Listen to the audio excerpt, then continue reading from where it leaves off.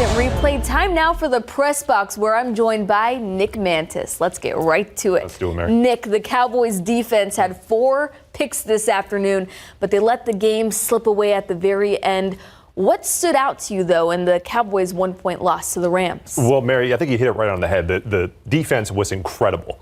But when it actually came to the offense putting points on the board, I mean, we look at Trey Lance's stats, 25 for 44. He threw 44 passes, only completed just over half of them, and he had 188 yards, no touchdowns at all. I mean, we're talking about a guy who's looking at the possibility of being the backup to the backup, and you can't even get a touchdown in a preseason game. I mean, this is embarrassing, you know, as far as an offensive standpoint. So that's what stood out to me. What about you?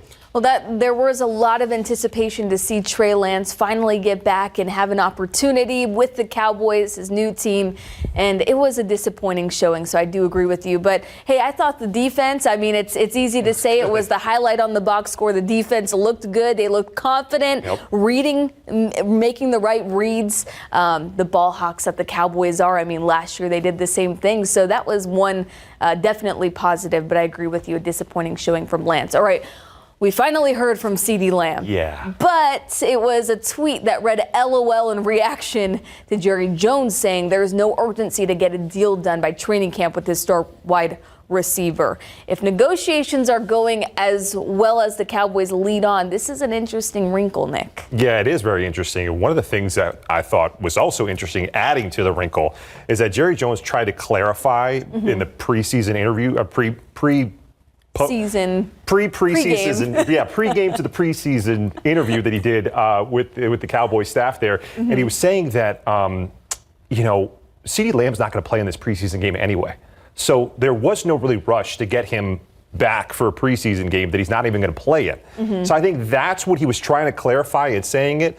Yet we all know that kind of also could have meant that he was not really worried about getting a deal done with CeeDee. So he tried to play it off so that Cowboys fans didn't think that he was trying to be as harsh on CeeDee as he actually was, saying that he wasn't even going to play in the preseason game anyway, so what's the rush? What's the hurry? Absolutely. But when it comes to actually getting CeeDee, he put a little LOL out there. We know CeeDee took that personally. That's what's interesting to me is if things are going well behind the scenes and what we've heard, the business meetings are going well, they're making immense progress in these negotiations, then why did CeeDee Lamb take that personally from the LOL? I just don't quite get it, and hopefully we'll have our answer soon. All right, the Texans were able to finish a preseason game. Yeah, finally. they got one done. Yes. After 2 weeks of play, Houston beat the Steelers 20-12 on Friday. What's sticking out for you for the Texans as they prepare for C.J. Stroud's sophomore season? C.J. looks good as a sophomore. All right, let's just put it like that. He's looking good. And one of the things that I think is making him look so good is the fact that he has so many weapons. He'd like to say that he has a 5-headed monster in the way in which that offense just has so many options. And Tank Dell had that huge touchdown. We see the highlights of it.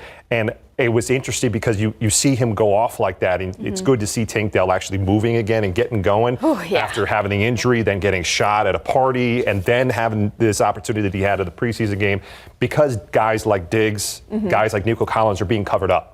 So it gives more options to a guy like Tank Dell to go out. And see, that's what I'm looking at. So I'm interested in that receiver position battle because you have Diggs, Collins, Dell, Noah Brown. There's so many more weapons that are going to have to fight for a roster spot. All right, real quick, the Olympics are over. The U.S. and China walk away with 40 gold medals each. What was your favorite moment in the Olympics? It had to be those the final basketball gold games. Yes. Both of them were absolutely insane. So much fun to watch. So many great moments, but I have to agree. The men's game was a once-in-a-lifetime experience. Phenomenal. All right, what sport are you competing in? If you applied yourself for the 2028 Olympics in LA, what are you working towards? I know we all joked about like breakdancing, 6-foot me getting down and doing a little bit of break, like the Australian lady, who was having the fun with her moves and stuff. But as a Greek, I gotta wrestle.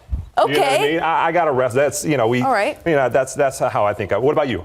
Men's basketball. I think I fit the build. You got the height for right? it. Yeah. All right, that'll do it for the press box.